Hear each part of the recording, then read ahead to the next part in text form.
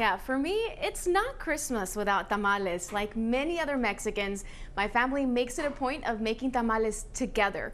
But preparing them is a timely labor of love. We spoke to Mexican chef and restaurant owner Diana Dávila, who says there's no shame in seeking help from people who dedicate their time to the tasty craft. Hola, buenos días. Buenos días. ¿De qué hay tamales hoy? Tenemos tamales verdes, rojos y guatemaltecos. Award-winning Mexican chef Diana Davila knows how to make her own tamales, but like many Chicagoans, even she has her go-to vendor. It's a quest that I think that many of us go on to find the perfect tamal for us. Chef Diana found her vendor right at the corner of Ridgeway and Milwaukee. That's not too far from her Logan Square restaurant, Mi Tocaya Antojeria.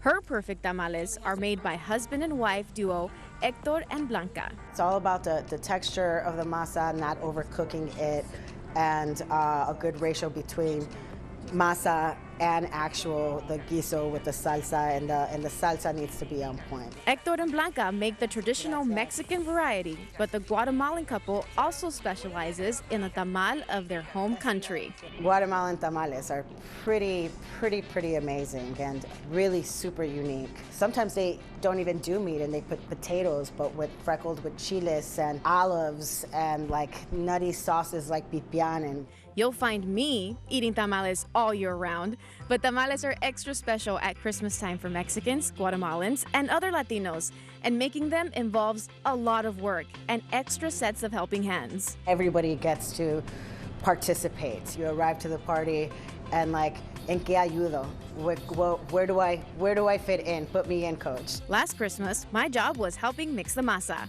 But if you can't gather up the family in time for Christmas, there is no shame in seeking help from a faithful tamal vendor who made it out bright and early, no matter the weather.